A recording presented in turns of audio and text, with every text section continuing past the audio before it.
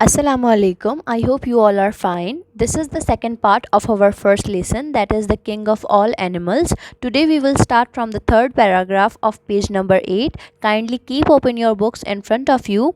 So let's start.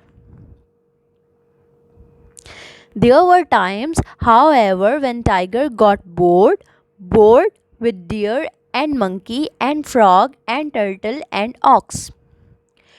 Now जंगल में एक ऐसा वक्त आया जब टाइगर इन सब जानवरों से बोर हो गया। कौन कौन से जानवरों से बोर हो गया? बंदर से, हिरन से, मेंढक से, कछुए से और जंगली बैल से।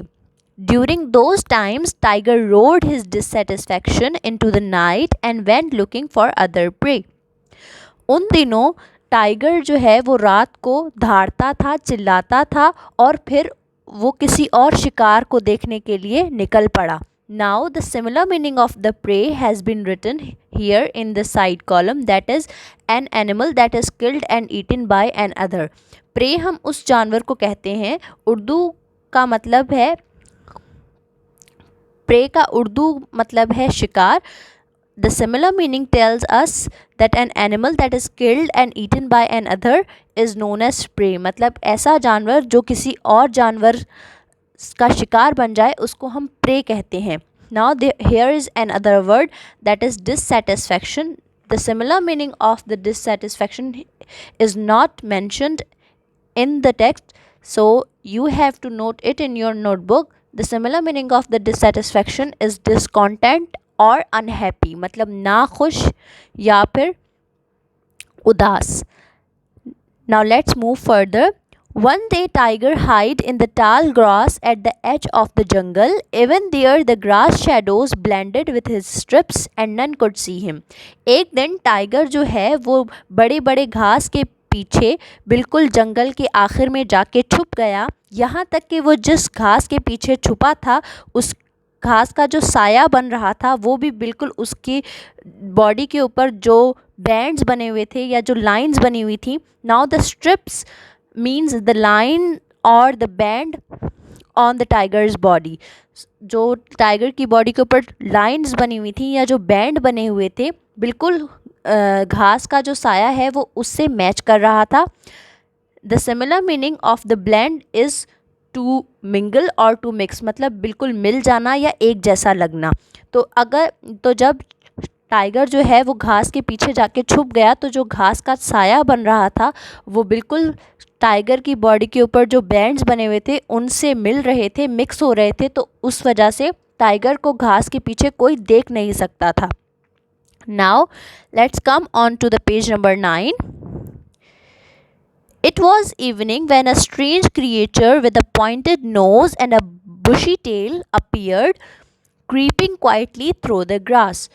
वो शाम का वक्त था जब एक अजीब सा जानवर जिसकी नोकीली नाक थी और उसकी जो पूंछ थी वो बहुत ही ज़्यादा बालों वाली थी, creeping quietly through the grass, उसको नज़र आया टाइगर को। Now the similar meaning of the creeping is to move slowly and carefully in order to avoid being heard और noticed. It is not mentioned in your book, so you have to write it in your notebook. Creeping का मतलब होता है कि बिल्कुल आराम से चलना या एहतियात से चलना, इसलिए कि ताकि आपको कोई देख ना सके या आपको कोई सुन ना सके।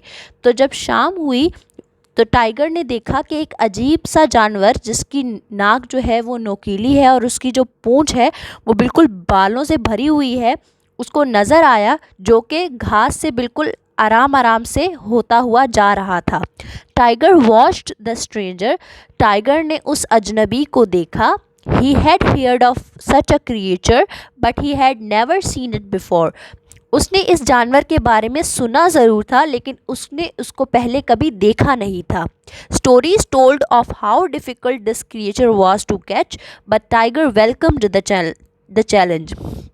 कहानियाँ ये बताया करती थी कि ये जो जानवर था इसको पकड़ना बहुत ही मुश्किल है, लेकिन टाइगर ने अब इस चैलेंज को एक्सेप्ट किया। Now the similar meaning of the challenge is written as difficult task. कोई भी मुश्किल काम जो कि ना हो पाए उसको हम चैलेंज कहते हैं। तो क्योंकि ये वो मुश्किल काम था उस जानवर को पकड़ना, तो टाइगर ने उस चैलेंज को एक्सेप्ट किया। He watched as the bushy tailed stranger stalked a mouse, उसने देखा कि एक वो जो जानवर था जिसकी पूंछ बहुत ज़्यादा बालों वाली थी, वो एक चूहे के पीछे जा रहा था. Now the stocked has been written in the previous lecture. The similar meaning of the stalked has been mentioned in the previous lecture, that is to move slowly to in order to catch an animal. So जब उसने देखा tiger ने कि वो जो अजीब सा जानवर था वो एक चूहे के पीछे आराम आराम से जा रहा था उसको पकड़ने के लिए, he waited with his powerful muscles tensed. Tiger ने उसका इंतज़ार किया. Now the meaning of the tense is tight or rigid. और अपने जो मसल्स थे उसको मजबूत करते हुए उसने उस जानवर का इंतज़ार किया. Then just as the stranger pounced on his unhappy prey, tiger leaped out. Now here are the two words which you have to notice. First is the pounce. To pounce means to spring suddenly so as to catch the prey. Pounce का मतलब होता है कि अपने शिकार को देखकर जल्दी से उसके ऊपर झपटना, इतनी अचानक से झपटना कि उसको पता ना चले. And the second word is leaped. So the meaning of to leap is to jump a long way, मतलब एक लंबी छलांग लगाना.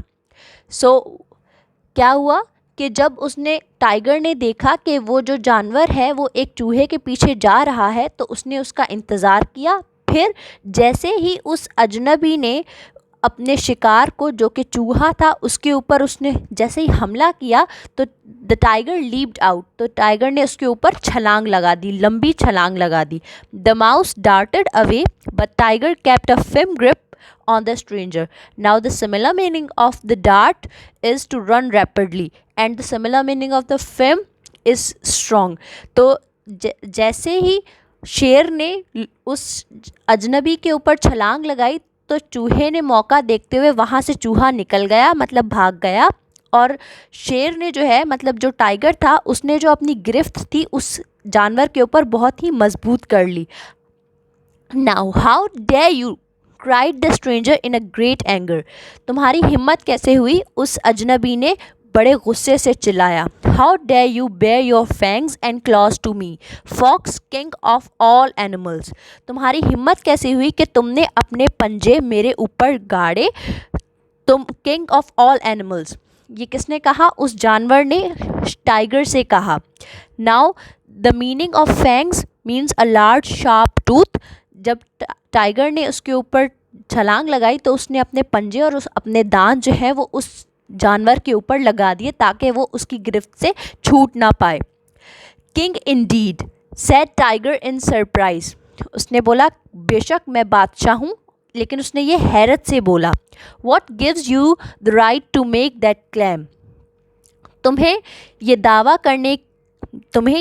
करने का हक किसने दिया है. Now the fox said to the tiger that who have given you the right to make that claim that you are the king of all animals.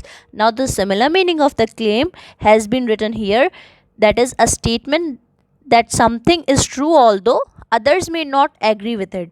मतलब एक ऐसी स्टेटमेंट देना जो कि सही हो लेकिन दूसरे उसके ऊपर उसको मानते ना हो.